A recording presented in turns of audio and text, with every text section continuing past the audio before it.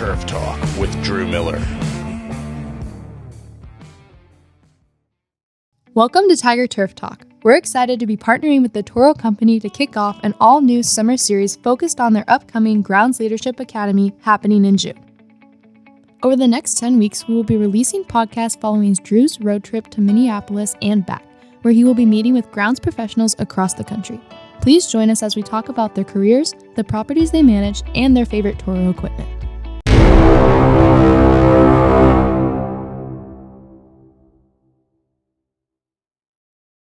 This episode of Tiger Turf Talk is brought to you by the Toro Company.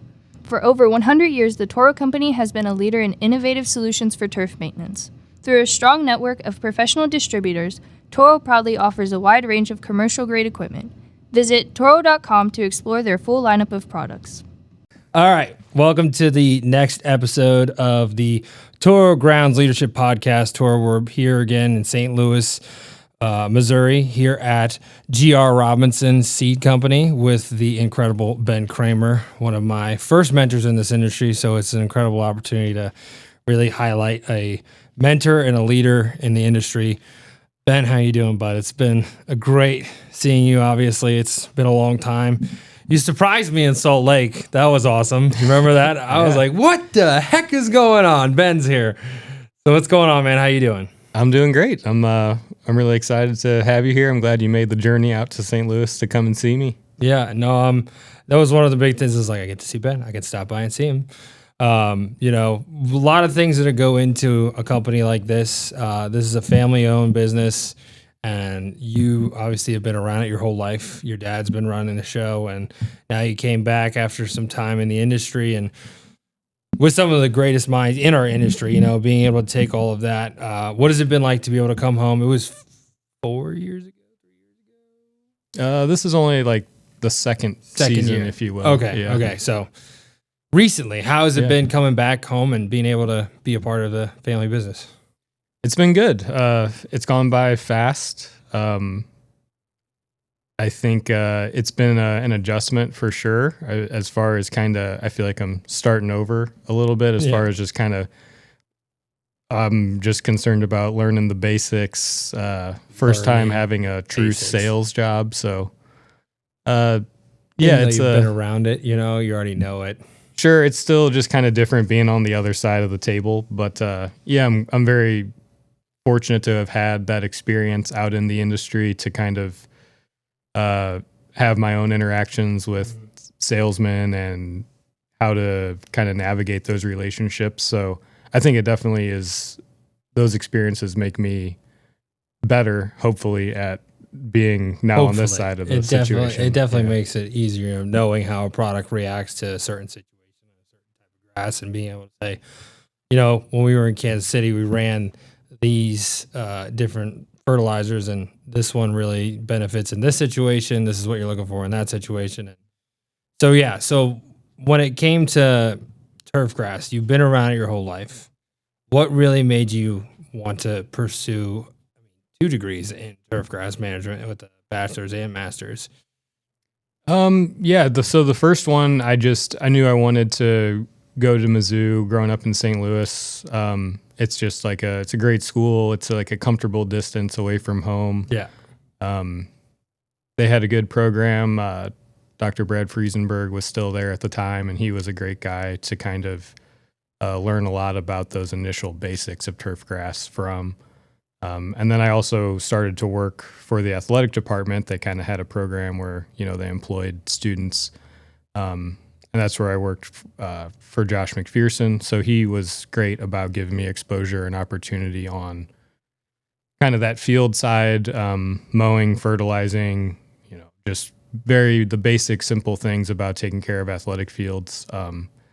That's where that all started, and I really liked it. So then, kind of 4 years went by and I had my degree, and I started looking around about what I could potentially do after college. And one of the options that was brought to my attention was Virginia Tech's master's program, where it's kind of run through the athletic department there as well, and you work while you go to school for the Virginia Tech athletic department, which was awesome. I knew they had, a natural grass football field. That's something Mizzou didn't have that I wanted to be around.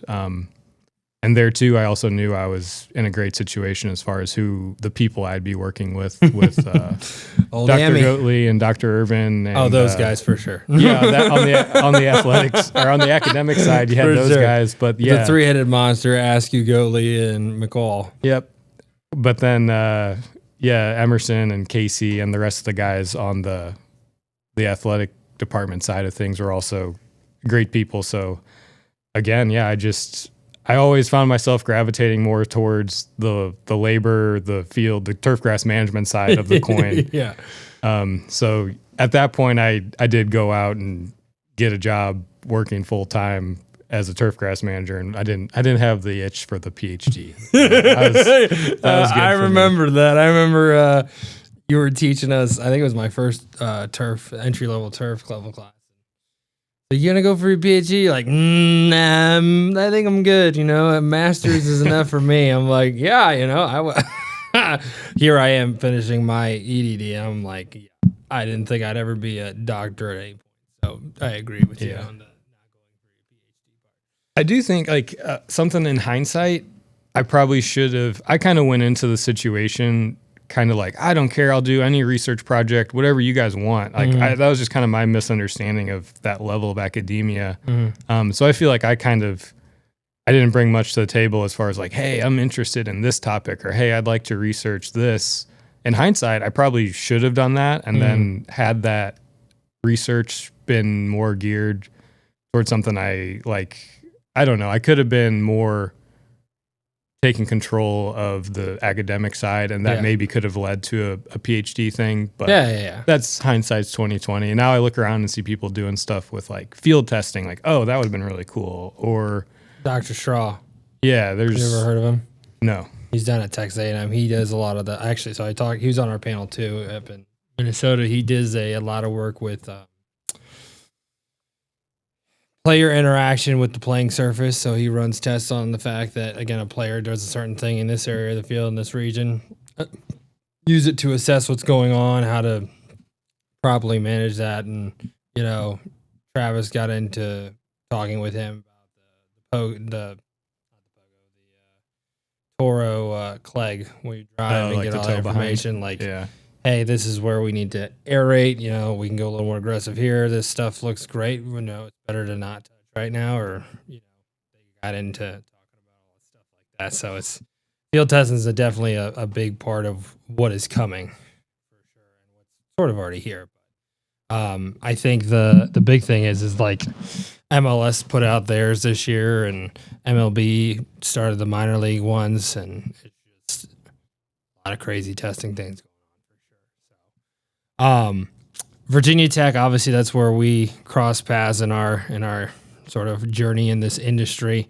I remember the first time I met you, I said, we were going around class, I think, introduction. I said, I work for the athletic grounds crew, and your face was like, no, you don't. I was like, maybe this guy doesn't like me or something.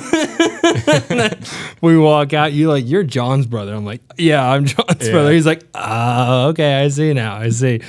But it was really interesting to see sort of you from both sides. Obviously teaching us in Dr. Irvin's courses, and then on the grounds crew, where again, I was raw, and you knew that well. Honestly, you had to deal with a lot of shit from me. Pardon my French, but what was it like? Everybody starts somewhere, Hey. Oh, you remember the terraces? I was there as well. You remember that first? At the baseball field? Oh, you remember first day? They handed me the weed eater, and I scalped the living crap out of those things.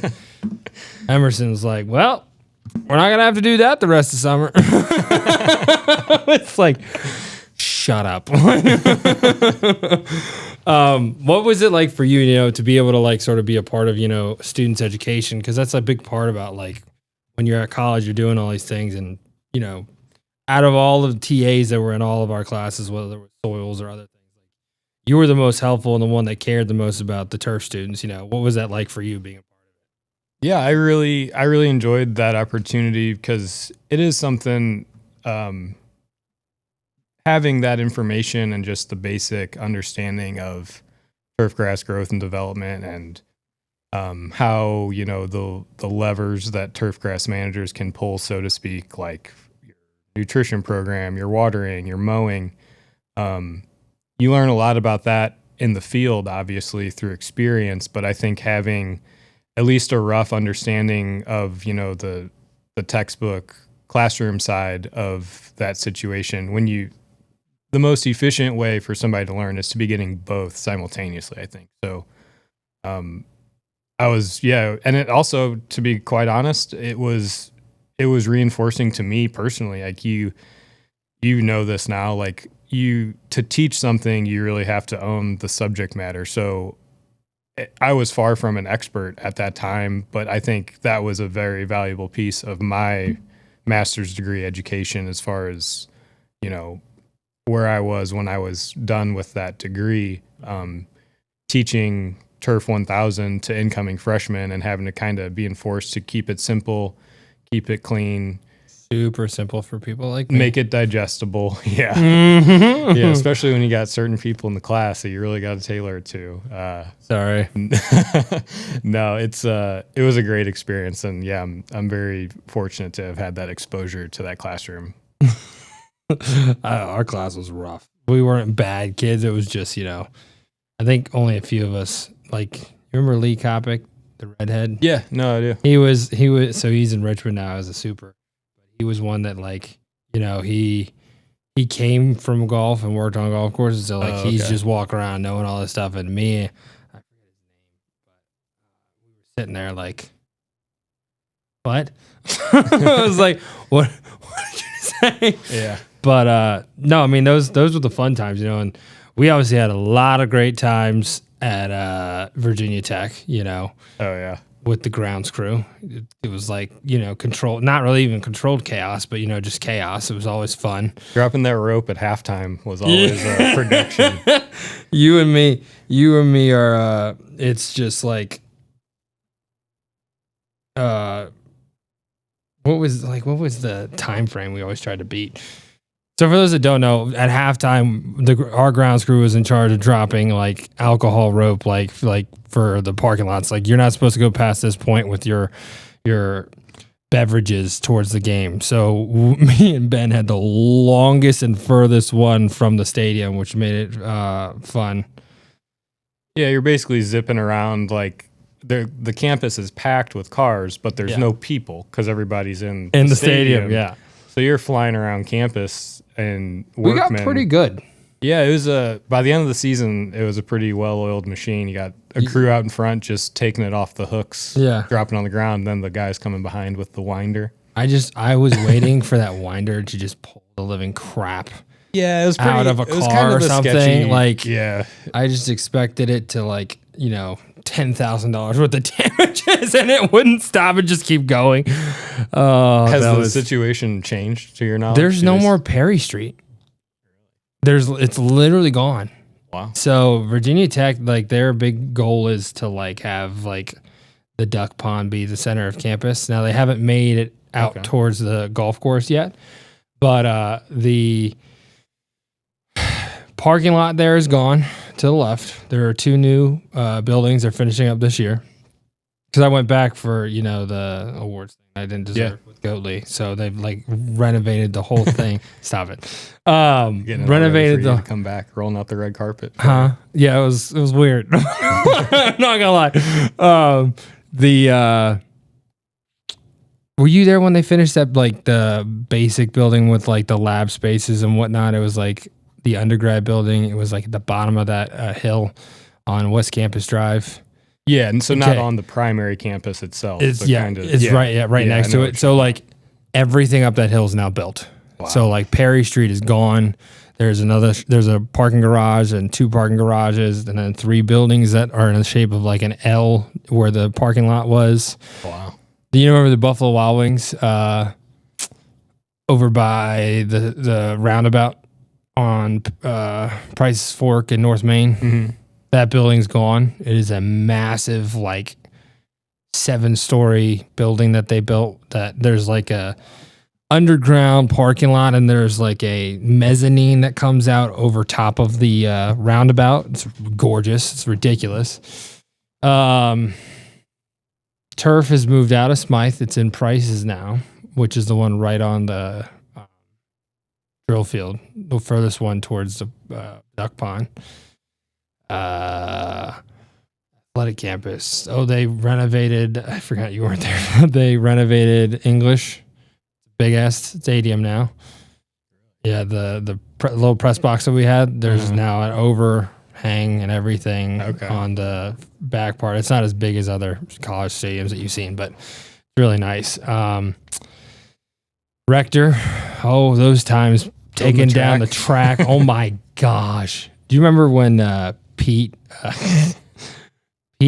so for those that don't know, Pete Poole's like a former wrestler, awesome guy. He's incredible worker and everything. So he was working, we were all working, and everyone was giving me hell.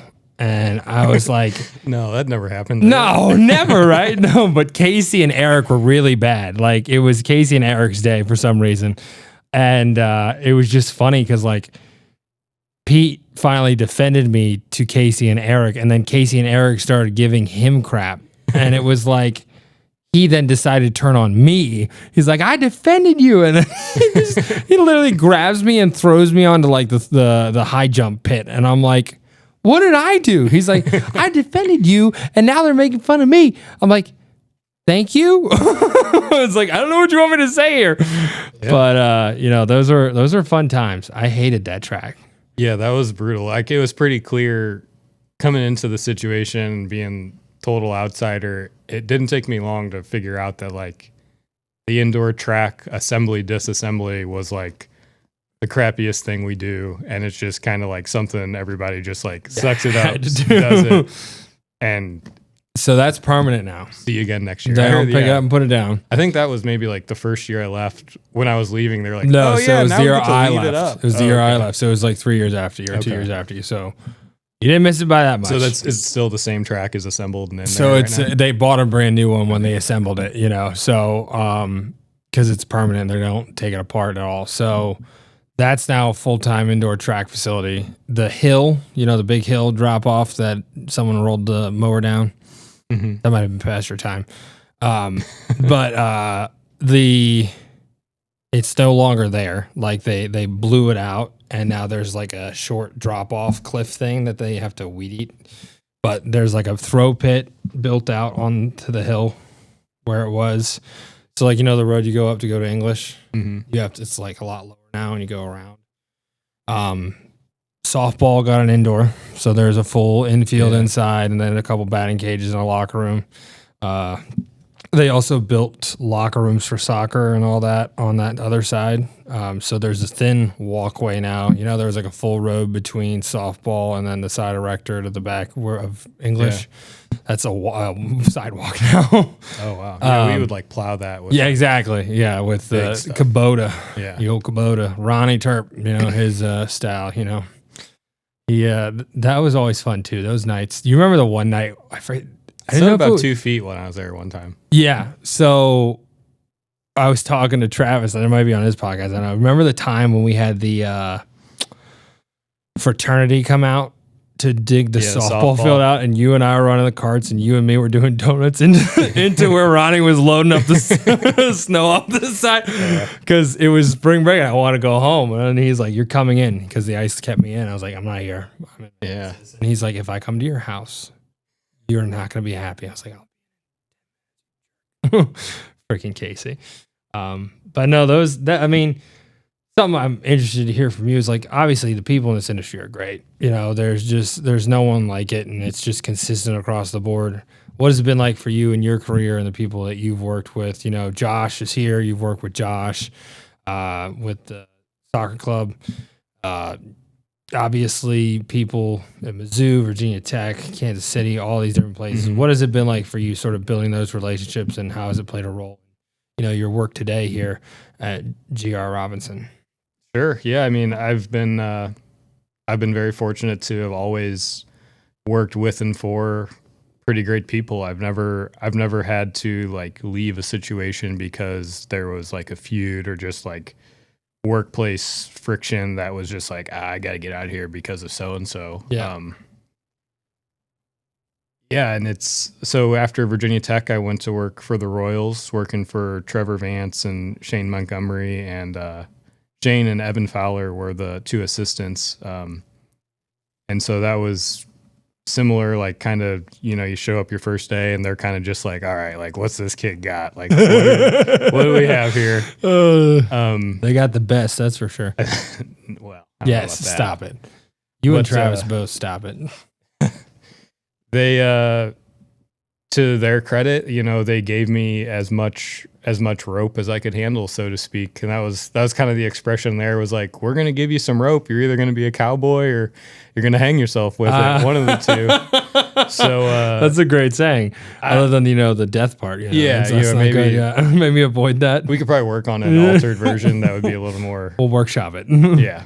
But, yeah, everywhere I've been fortunate enough to have people who have had that kind of attitude of like, we're going to give you opportunity, and the better you do, the more opportunity you're going to get. So that's great. I mean, the Royals have always, Trevor has such a long list of the people who have worked for him and gone on to work other places. So I think that just says a lot about his attitude towards how he treats his employees, the environment of the K, and it really is like, it's an awesome stadium. The field's always in great shape, but there is a lot of kind of learning and experience being gained there by people at all stages of their career. So that was just lucky, and from there, the cards fell into place that I could go over and work for the other side of the parking lot and work for the Chiefs when, nice little setup. Yeah, it's a really cool, very cool complex they have there. And it works great for the grounds crews too, because we can kind of, obviously we're very friendly, both sides of the parking lot. We share equipment, share ideas. We're in the same weather pattern. So it's, it's great to have basically a second set of eyes and ears of people doing similar things at a similar level, to kind of have that network of allies, if you will. Yeah. Then obviously making that connection with Evan and Kansas City led to, is it Denver? Yeah. What was the company? I'm sorry, Evan. Green Valley Sod. Gotcha. Yeah. Does he own it? No. Okay. No, it's owned by Joe Wilkins is the owner. He's a second generation owner there. Yeah, so Evan and I both went out there. He went out maybe like a half year earlier than to grow bluegrass on plastic and to help run the rest of that. They don't only grow bluegrass on plastic at Green Valley. They grow hundreds of acres of bluegrass and tall fescue and traditional sod production like native soil, as well as they grow a lot of bentgrass too. So it's a really cool sod farm. Big operation. Yeah, it's a huge operation. Awesome. And that was kind of another one where I feel like, I don't know, my whole career, I'm just kind of like climbing this ladder at wherever I'm at. And then I feel the urge to like disrupt that and start over.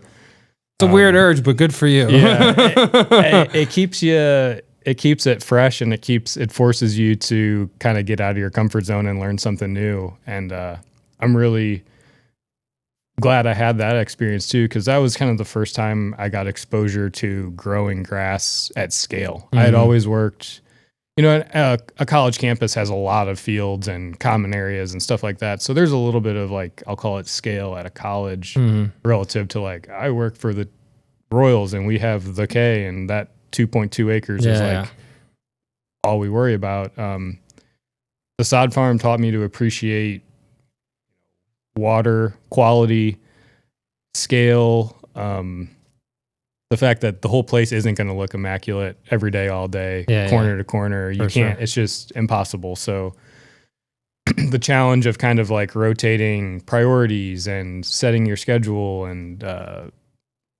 it was grass growing boot camp all over again. Like, especially then throwing the bluegrass on plastic and kind of learning a new climate. Was this the elevation and everything? Yeah, the climate was good for growing bluegrass for sure. It gets so cool at night and the lack of humidity. You get pretty quick recovery and a lot of active growing bluegrass throughout a 12-month year out there. So that absolutely helps. But at the same time, it was kind of unexpectedly harsh, and that, that sunlight is so intense. Temperatures can get, triple digits, not uncommon during the summer. It'll get to be 58 degrees that night, but you still can hit 101, 102 during the day. And the wind, it's so windy. Crazy. Coming off there. So like there'd be times where you just really have to be on the ball with the water, because all those things I just mentioned are essentially affecting how am I going to water this bluegrass parts. And it's only, grown in a 1/2 inch of sand on top of a layer of plastic. So there's you got to stay on top of it. Yeah. And then, there's a lot of, it was not uncommon to be like, it's too windy to water. Because if I would run the water, the wind would just take it and put it in a specific spot, and then just wet spots and then dry. Exactly. Yeah. And that could last for a while with the plastic element thrown in there. It just kind of makes those, uneven water applications, like you're kind of chasing that for days. So it was great. The hardest grass growing I've done. It was definitely a challenge, but one I enjoyed. A lot of fun. Yeah, it was very time consuming. I have more gray hair than I already have, which I already have too much of. So Yeah, maybe that explains some of these up here too. I guess you got to have hair to have it be gray too. Stop it. I'm just cutting bait and going straight from brown to nada. Don't do that to me, man. I feel bad now. There's so much that goes into growing grass, and where you've been, there's been some of those opportunities to see those different things. How do you think that really has played a role in like what you're trying to sell here? Whether that's like products that you used in the past, you really want to be a distributor of. How has it been sort of creating those relationships with those companies that you've not even worked with, but like you've used their products for your benefit? What has it been like getting those companies to on board with GNR? Yeah, no, it's there's no doubt that I've taken a lot of my experience of growing grass and familiarity with certain products, and been able to kind of bring new pieces to the puzzle of what we have going on here at GR Robinson Seed. We've traditionally kind of sold to the landscape municipalities, local athletic fields, stuff like that. But and so our product lines pretty much reflect that. But we're now like the St. Louis Earthworks distributor, or a Turfmen distributor, kind of more specific products to kind of. I think both of those products are great for any turfgrass market because they're just good products, also maybe tailored more towards applicable to the golf market or higher end turf, for sure. Stuff like fields. That. So it's been good to both have experience with those products, to be able to look somebody in the eye and say, this is what I've done. This is what I know to be a good option. This would be a good fit for this situation that you have going on. It's definitely gratifying for sure to be able to apply old experience to bring on a new product, to then bring that product to a new customer base that we weren't serving before. Definitely has given me a short-term sense of gratification and like, okay, I'm doing okay. This is going well. We're doing what needs to be done. Yeah. And I'm a relatively, I know I'm early in my career curve for this phase of the career. So I'm trying to just kind of keep it simple, not try to get too grand too fast or anything like that. But it's going well in that sense. I feel pretty content with like how things are going. You said this phase. I'm just, I'm going to poke the bear. Sorry, Mr. Kramer. I'm not trying to steal your son away or anything. Is there somewhere you're looking to go or anything that intrigues you or? No, honestly, never say never for sure. No. I've learned that absolutely. But I'm really enjoying the opportunity to work with my dad. It's been so far so good as far as how that's impacted our relationship. It's definitely, I've always been involved with the business like from grade school, so I always had like kind of an idea of like what my dad was doing and like why he was doing something at a certain time of year, certain time of day. But now like being able to walk legitimately in those shoes, makes me have a great appreciation for all that he's accomplished in his career and built the company into what it is today. I mean, we're small. It's only my dad, myself, Steve Laddie's someone who's been working with my dad for 20 years, and Kevin Combe more recently coming on the last few years. But it's just the four of us. So I feel pretty proud that we can carve out the niche in the market that we have and kind of stand toe to toe with, corporate companies that have, massive marketing departments and purchasing power that dwarfs what we do, but we can still kind of make a living, provide a good service to the customer base, and keep our toehold here in what we have going on in St. Louis. So to be honest, there are absolutely days where I miss growing grass for sure. And I think, in my head, maybe now I just tell myself, hopefully I can like retire and like work at a golf course or something, My retirement plan. I told my students, I was like, you become head groundskeeper somewhere, you're hiring my ass just to mow.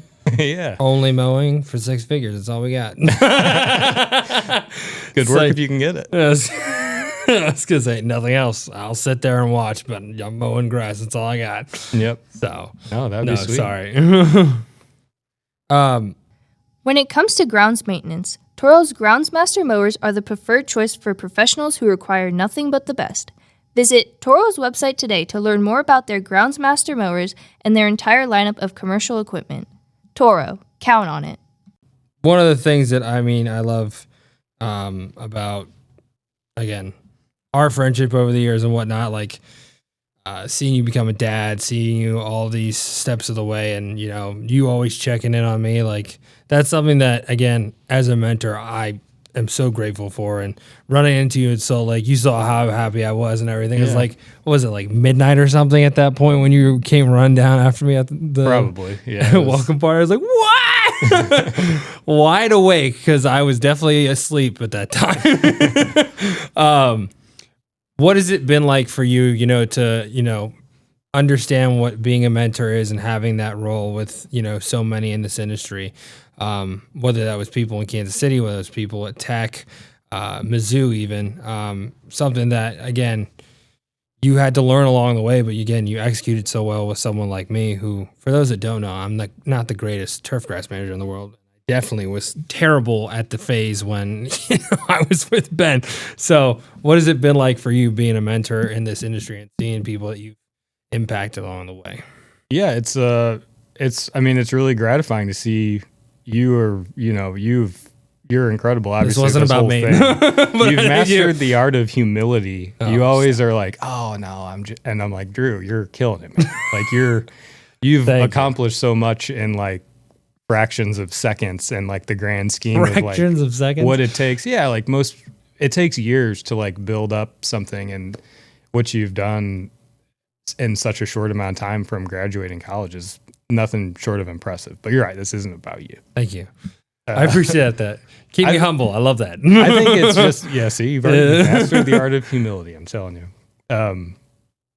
I think for me, it's more just the idea of like, I just want to kind of pay it forward. Like I said earlier, I've always been treated phenomenally by the people I was reporting to or learning from. So I think it's just, I've always enjoyed turning around and then helping somebody else up the ladder, I've always thought it odd when people, and I don't think it really happens in our industry, but in other industries, there's this idea of like, he's coming for my spot, or I don't want to, this is so proprietary information I want to keep in my head. I'm not sharing it with you. You're not getting my glory. Yeah. So I don't know. I've never really, I've been fortunate to have avoided having to work for people like that. So I think I've avoided picking up on that habit. And I've always been very secure in myself and my abilities, that I've never been like, oh, I don't want to teach Drew how to do something better or explain it, because then maybe he could do it better than me. Like, I think that's pretty There'd be a lame. lot more broken things at Yeah. the ground screw attack.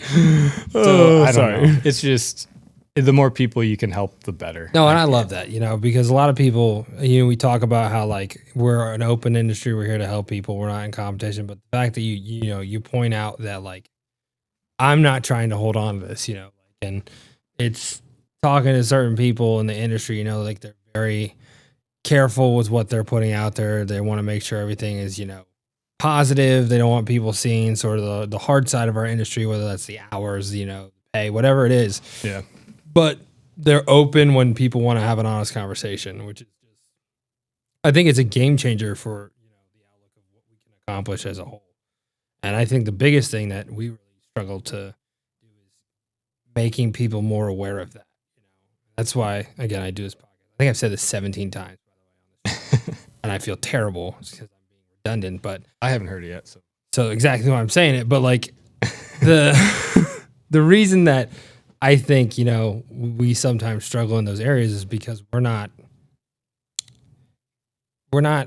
open with others in the sense of like, hey, look at what we did, like it's just, you did it and people see it. It's hard to get the owner of, say, I don't know, we'll use the Washington Nationals to see what John Turnauer does on that field every day and sees it any other way than the high expectation that John has, like he just, why does that look like that right now? It's not normal. Like if something like, say they had I think it was Bad Bunny last year, they had a concert like back to back.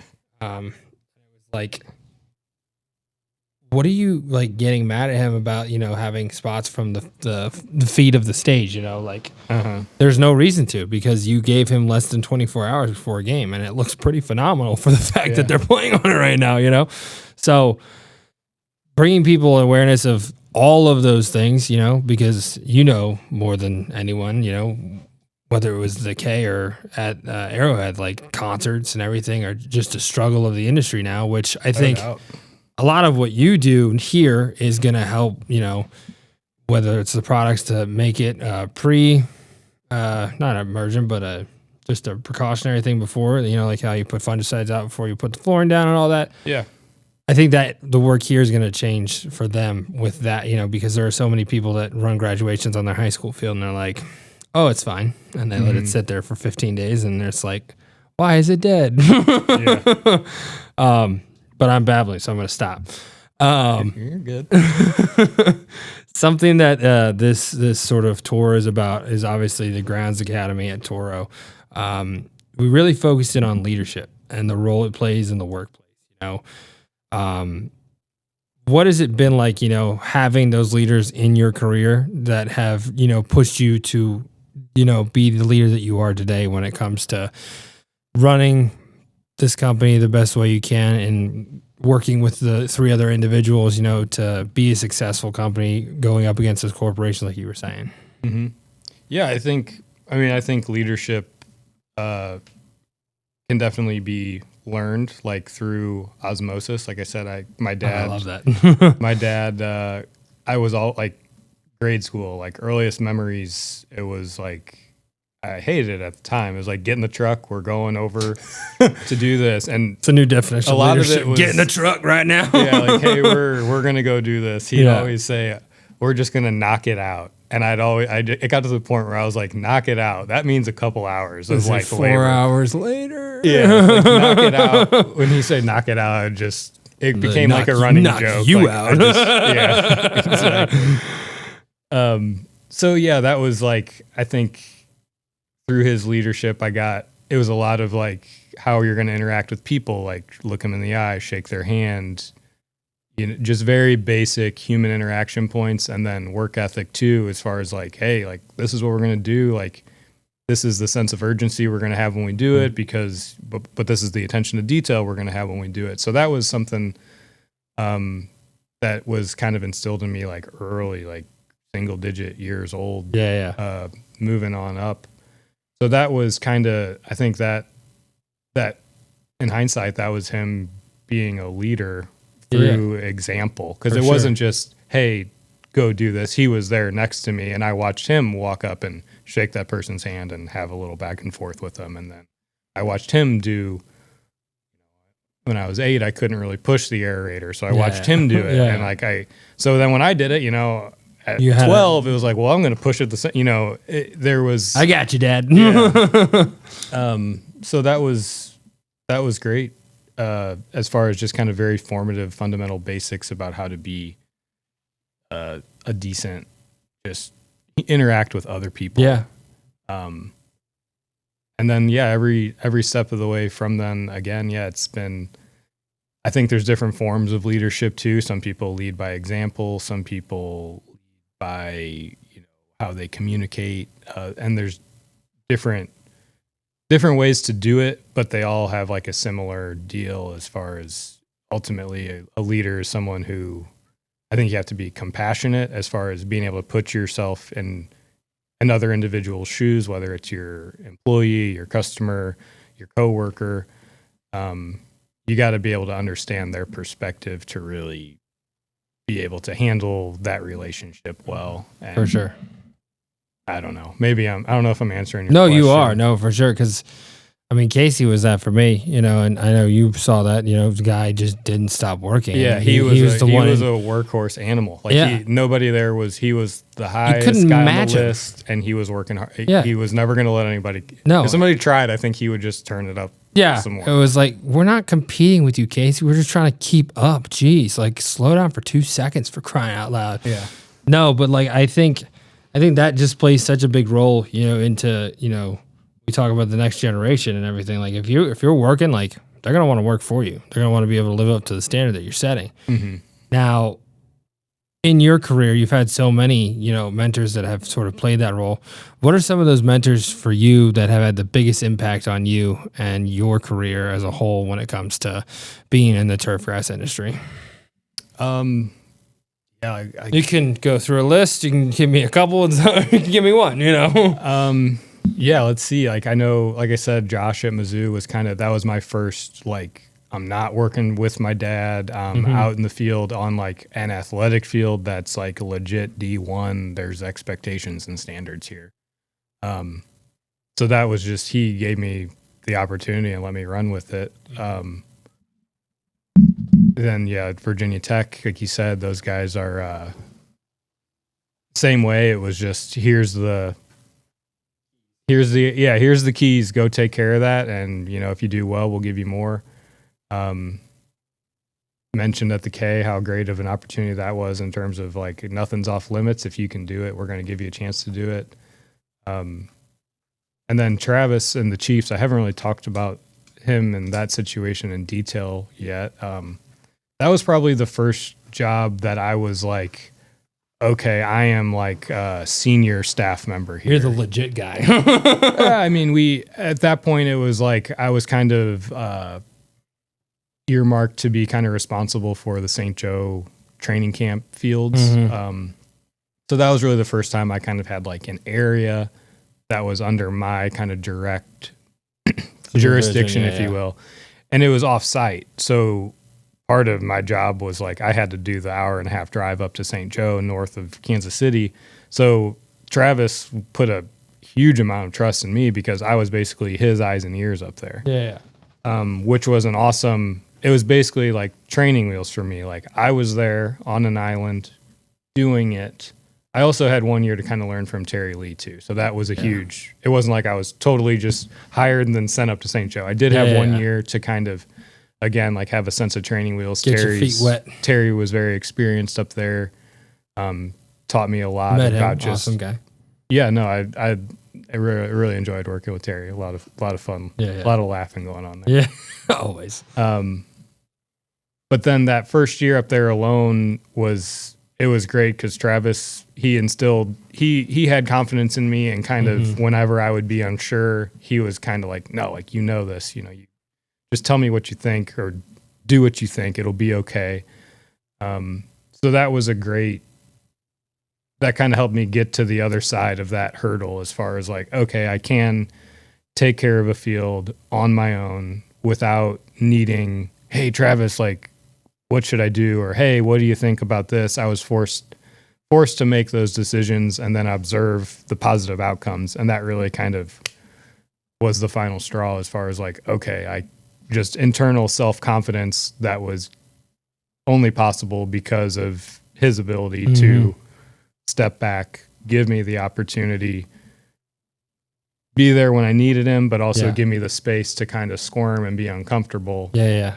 And then, so 1 year later, it's like, he's looking at me like, you're good, man. Like, let me know if I need to know something, let me know. And that in and of itself was like, we're on the same page. I knew what he meant when he said that. I don't need to call you to be like, hey, should I run the water for 10 minutes or 20 minutes? It's like somebody drove a truck and did donuts on the 50-yard line. Those were the types of things he needed, because that actually happened. Shut up. It happened like a week before the first day of camp. No. Yeah. There's like it's on Missouri.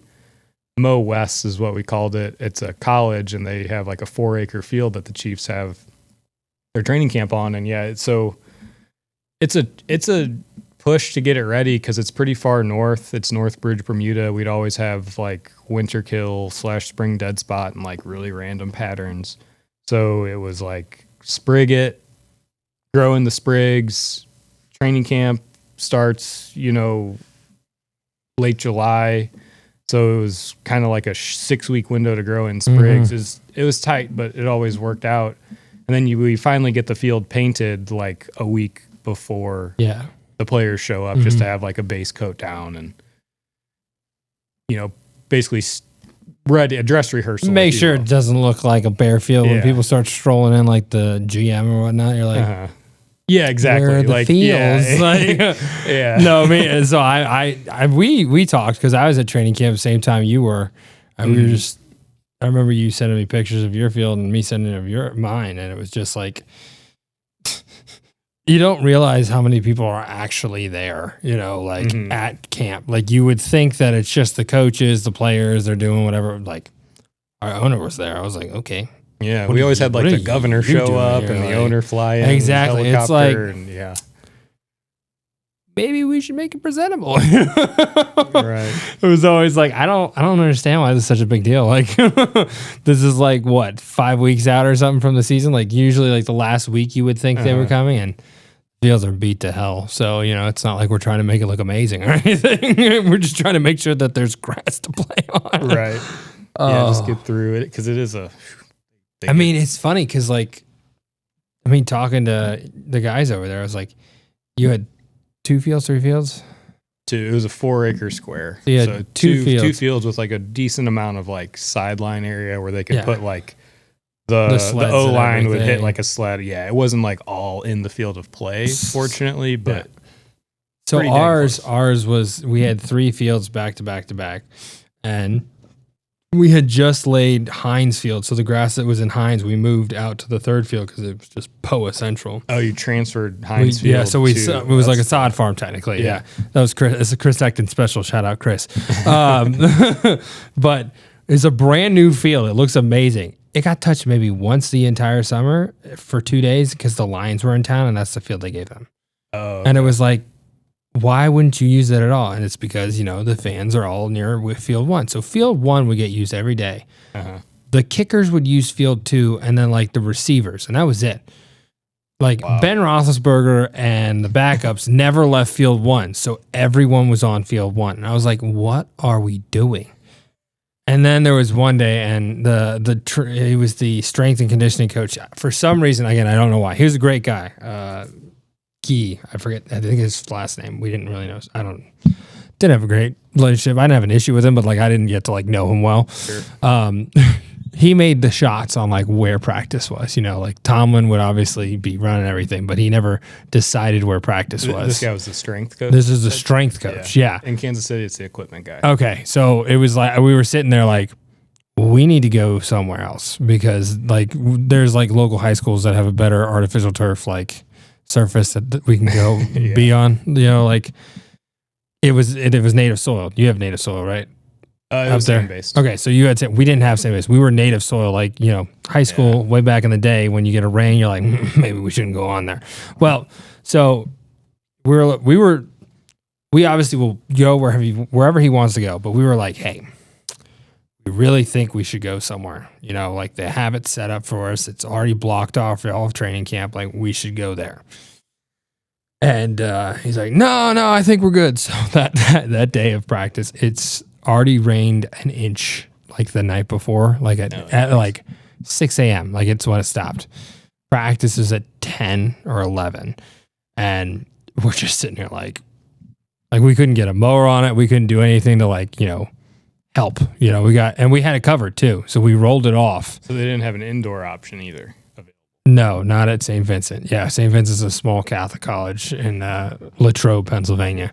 So, did you have an indoor option? Yeah. Intelligent, very intelligent.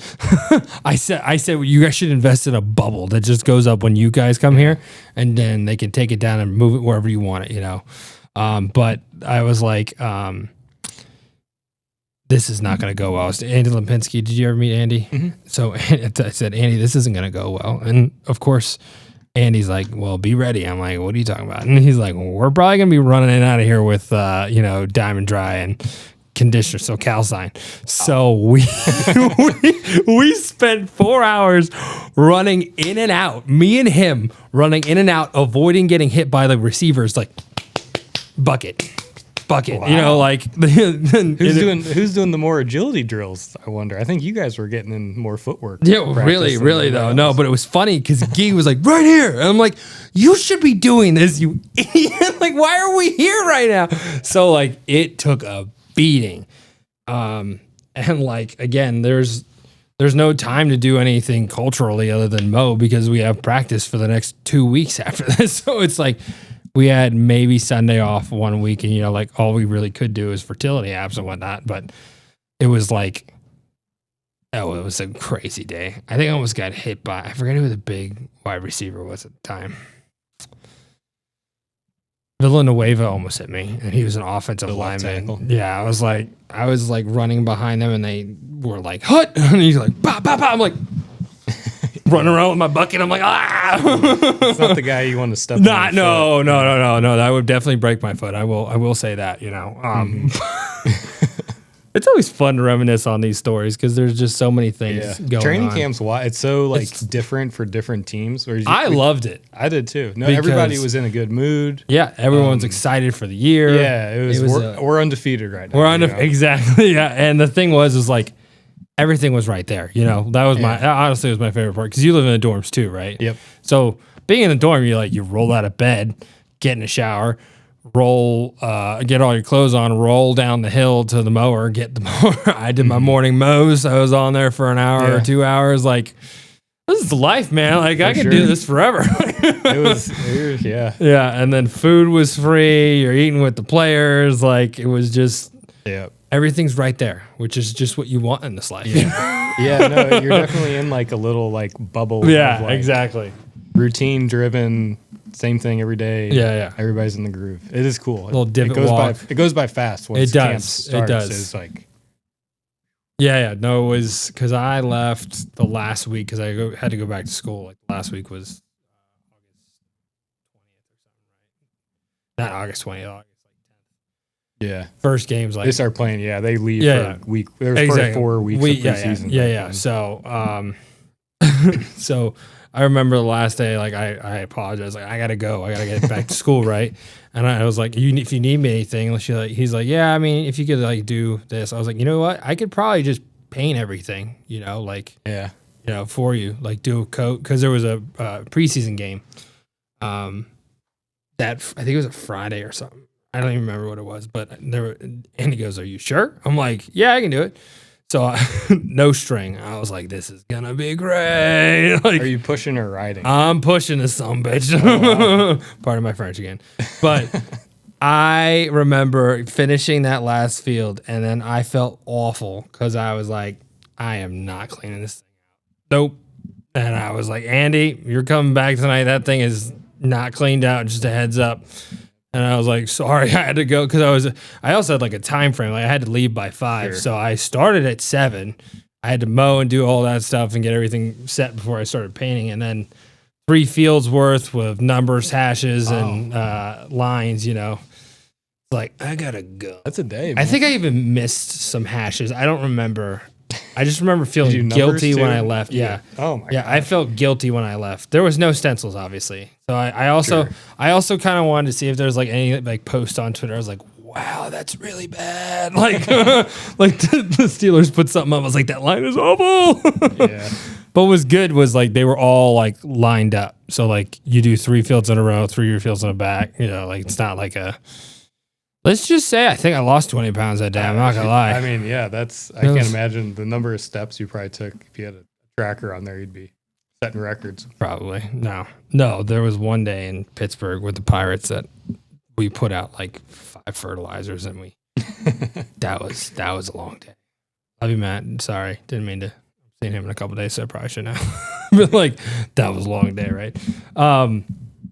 Obviously we were sort of getting into the people that have been a big part of your sort of, career and everything. Something that we really dug into is really like sort of the definition of leadership at this event up in Minnesota. What do you think are the biggest sort of attributes of a leader? Biggest, what's sort of your definition of a leader? You obviously talked about leading by example, which is a huge part of it, but there are so many parts to a leader, whether that's someone who's like, an introvert who can have an impact, or someone who's like obviously in your face and like, rah, rah, rah. And, sometimes I get annoyed with leaders like that, but when you look at it face value, they really do have a big impact. What would be sort of your definition of a leader and, what they bring to the table? Yeah, I think, like you said, you can be quiet, you can be loud, you can be high strung, you can be low key. I think there's like effective ways.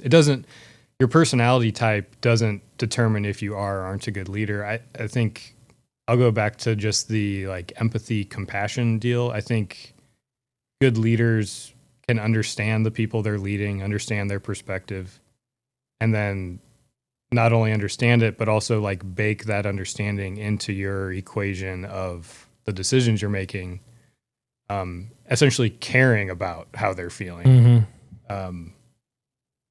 And in turn, they know that they are cared about by you, and that makes them want to work, whether it's provide a better output or work harder or stay late or, oh yeah, like this is a crappy, like weird thing that popped up, but like we just kind of need to like the track at Virginia Tech. Like when those types of events come around, because they inevitably do, I think that's when good leaders get a good response from the people they work with. And when bad leaders, that's when like your crew's thoughts about you is when an abnormal pop-up crappy situation comes up, like what's everybody's reaction? They're going to push through, or they're going to just, complain, make it a living nightmare. Yeah. I think you gotta put yourself out there for them, whether it's defending people, if need be, to either higher ups or to an angry customer or whatever. I think those working for good leaders understand that they're cared for, understand that they're appreciated, understand that the leader has their back, whether it's in terms of like a personal situation that went down or an agronomic situation. Either way, like I'm going to have your back. Yeah, 100%. I think that's at that point, all the other details fall in place. Like the nitty gritty grass growing stuff that can be figured out, overcome, adjusted, changed. But like ultimately you want to foster like a team atmosphere where everybody's to pulling the rope the same direction. It's a cliche, but like it's true. It matters when that's happening. And when it's happening, and when it's not. And I hope that G.R. Robinson is never an atmosphere where people there's conflict or just normal dad and son fun. Get in the truck. We're gonna go aerate 6 of our neighbors' yards today, and you're gonna like it. No, for sure. No, and I think that's something that again. showing that you're valued goes a long way. Yeah. It's that's a it's just something point. that everyone sort of wants, it's funny because you can have a goal and everything when you're working and figuring out what you want to do with your life and what you're doing anywhere in any industry. But when someone shows you that you're valued, that just, it allows there to be sort of a environment where passion can thrive, because I think passion is the driving force behind anything, like you go and getting your master's, you go and doing all these things, working on a professional field to be able to go grow grass in Denver to here, there's something behind it and something that you love about it. And obviously like someone saying that, hey, you did a phenomenal job and I really appreciate all you do. And you have an asset, Travis, and, sending you up to St. Joe's on your own, like things like that again, like it just pushes the envelope so much further than just, being there and having to be at work. Yeah. It's hard to do for some people, which hopefully everyone can figure out. But now this is the Toro podcast tour, Grounds Leadership podcast tour. So obviously we want to talk a little bit about Toro and your experience throughout your time. Virginia Tech, we were all Toro, and that's why I'm a Toro guy through and through since the beginning. What has your experience been like with their products, and sort of what are your thoughts on what they've created over the past years? And I know you've used some. I saw some in Kansas City when I was there. What has your experience been with Toro, and how has it impacted your career? Toro was the first equipment I learned to do pretty much everything on. Like that was the first fairway mower I was on. That was the first sprayer I was on. That was the first walk behind reel mower that I used. And I think that Toro products are just kind of, they're first and foremost well built and simple. So when you're learning, that's what you want. Like, you need it. You want it to be simple. You want something that's going to like work consistently, and you want it to be intuitive to operate. So that absolutely helps. I mean, when you're the first time you're told to like mow a baseball infield and you got zigzags and stuff, like, you'll work that out over time. But like the last thing you need is like, if the tool you're trying to do that with is giving you fits, like you're fixated on how the machine's functioning, not how am I going to get better at this process. For sure. I think, it just kind of lets you just trust the equipment, and then you can focus on the task at hand rather than,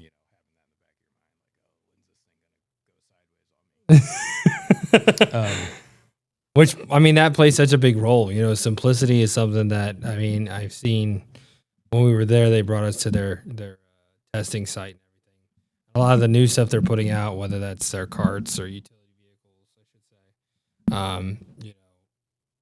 say. How like on an MDX, you got to like go under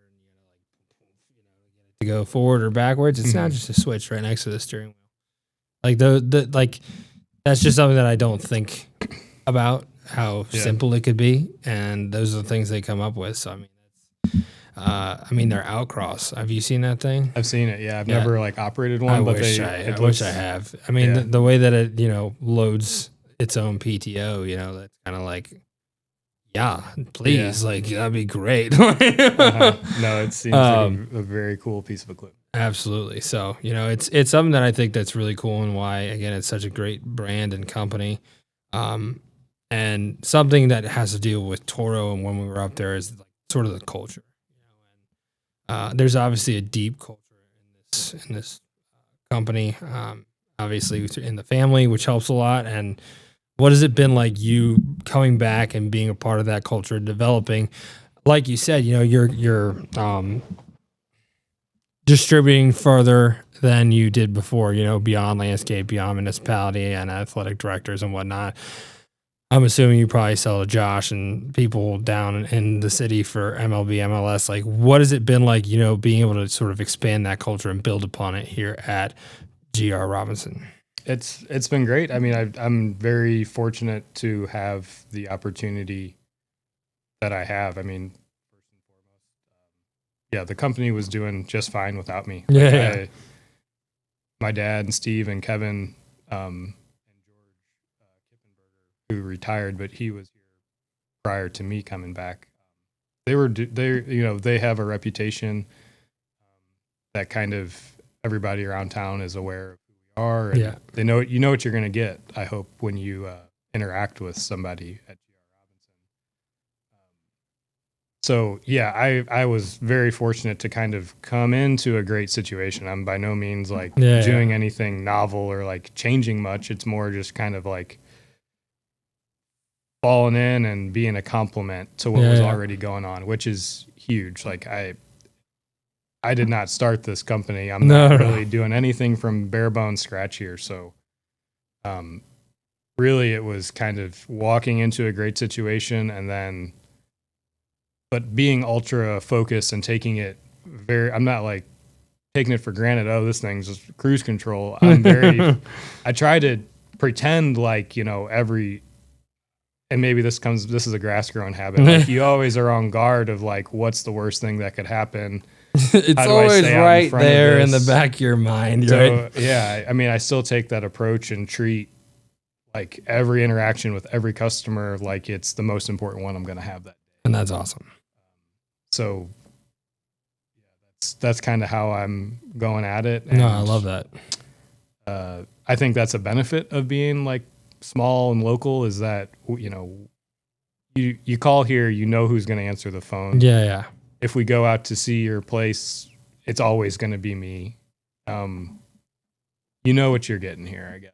Absolutely. And that's a great, it's how we have, it sounds corny or whatever, but like we are kind of after relationships. It's a relationship driven world, relationship driven industry, but like a lot of our customers deal with us because they want to deal with us, not because we have some magic product that changes their world. So for us, it's all about that relationship and how we can be a part of making their lives easier and more efficient. That's something I like to do. If I can do something that's going to save somebody time, whether that's to do something else at work or to leave work early or to just simplify their world, and that's like what gives me gratification.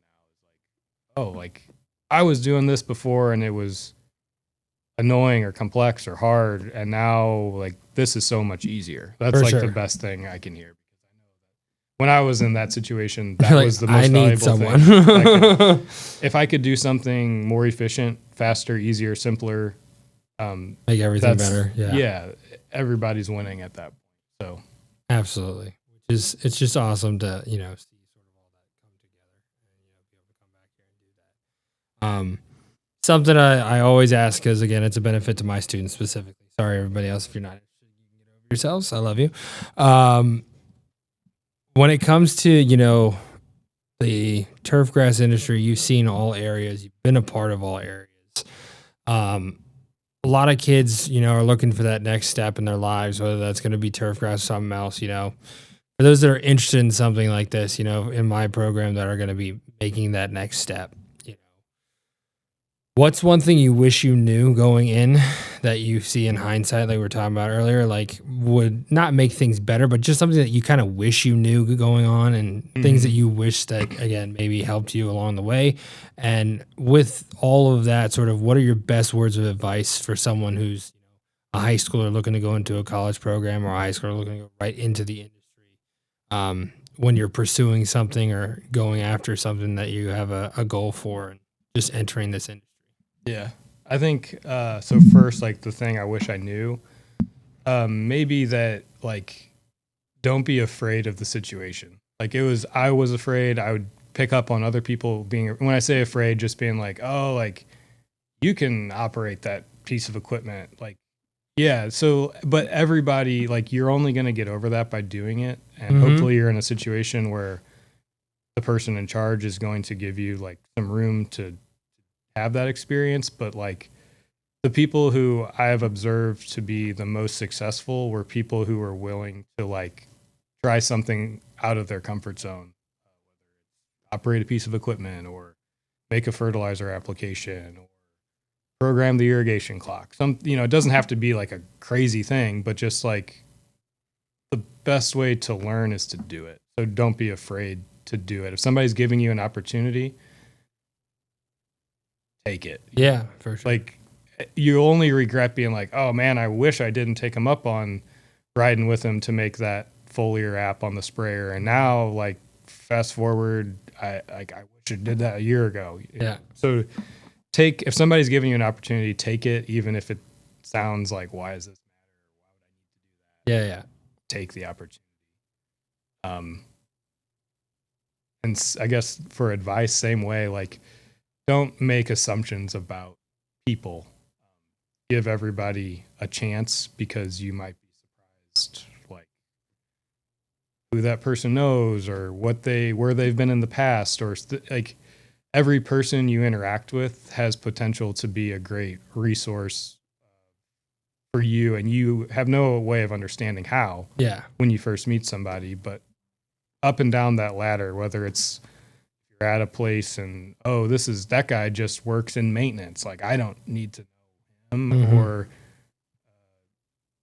fast forward and you're working somewhere and you have a summer intern, like, oh, we get one of these every year. Just, I don't know. The people and the relationships you meet are going to be the most valuable assets, if you will, to you as you go through your career. So just be a nice person and give people, don't make assumptions about people, and just meet as many people as you can. Yeah. And the thing with the assumptions,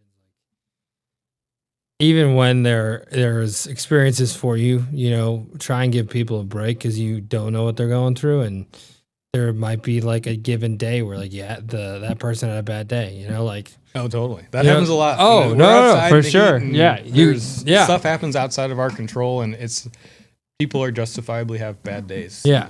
I mean, I like to think I'm a nice person most times, but Sure. If I'm in a bad mood, I'm not one to, make a first impression on a bad mood, because people are going to be like, well, this guy. You know what I mean? Yeah. But and that's just like really all walks of life. I think that's just incredible, words of wisdom for them, because a lot of kids make a lot of assumptions on a lot of different things.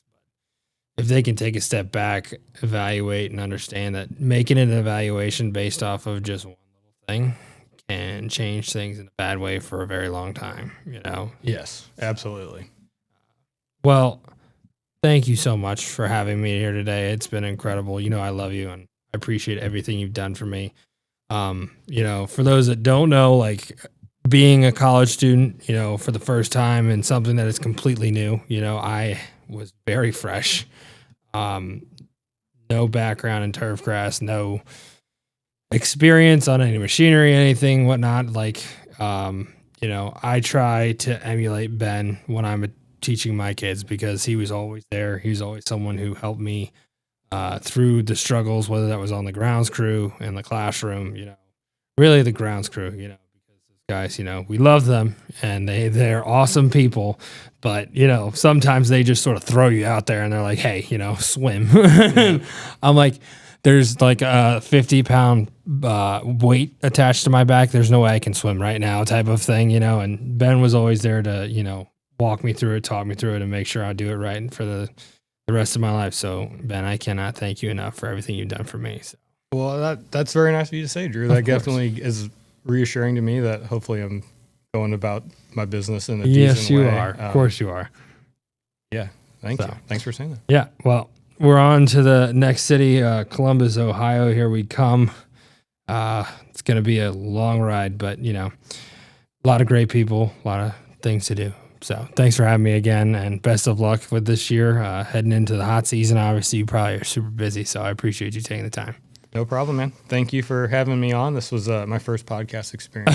We'll have to get you on other ones. I appreciate it, and keep up the good work. Very proud of all that you've accomplished. Stop it. The Toro company is known for innovation. For example, the Reelmaster 5010H improves performance and productivity. The industry's first and only reel mower with a true hybrid drive system. Save up to 20% on fuel use while also lowering costs and lowering the vehicle's carbon imprint. Visit Toro's website today to learn more about this revolutionary mower and discover the power of sustainable and efficient grounds maintenance.